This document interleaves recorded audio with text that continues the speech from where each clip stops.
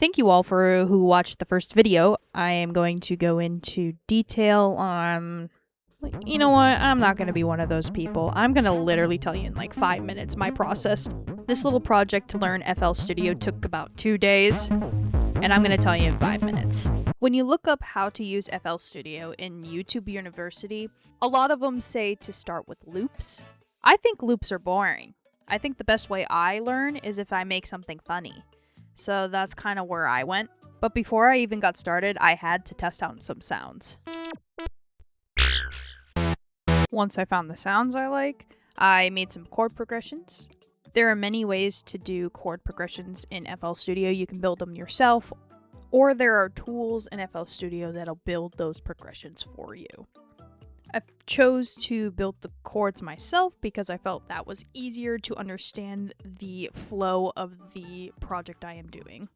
And here's what it sounded like when I finished. After the chords were done, I decided to do a bass progression to go along with said chords. The easiest way I found that would be very beneficial to see how everything plays together is that you create your pattern first. On the sidebar, you create a pattern, pick what sound you like, place that pattern into your song on the main board. Then, when you create your pattern, you can listen to it whole to see how it all flows together. It took me a little bit to get there, but I eventually got that, and that was the best flow for me. Then came my most dreaded part, making drums. I started out with some samples that I had in my library trying to make beats, and I tried and tried and tried, and I found that that wasn't the best situation or the best workflow for me right now. So I deleted it and I listened to the song as is without beats just so I can kind of get a feel, and this is kind of what it sounded like. Spooky time!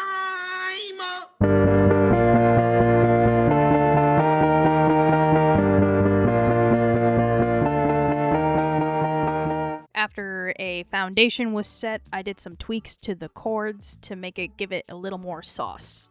I then realized I wanted this section to be the drop, so I had to create a build-up melody to lead to this drop.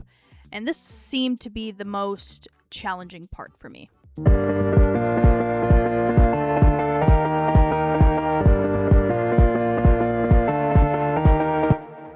Well, that was a mess.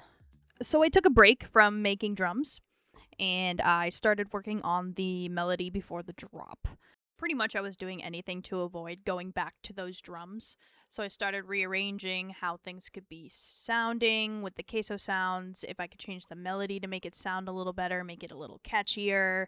I ended up scrapping all the samples I ended up doing to try to make a beat, and I just went into the beat maker in FL Studio that they provide, and it actually just saved my life. I know I'll eventually get better and understand it a little more, but if you're just starting out, do not shy away from that beat maker. It ended up completing my whole project. I finally did some tweaks in the actual mixer itself to give it a little reverb, a little bit of effects, and, balancing out the frequencies, and then it just came out to this.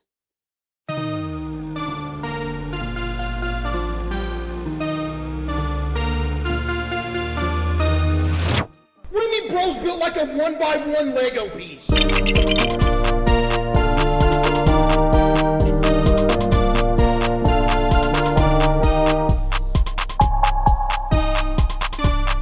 Cash, I go to Wendy's after stream, what are we thinking? That's good. Thanks for watching this video. Please leave a comment below of what else you would love to see from this channel.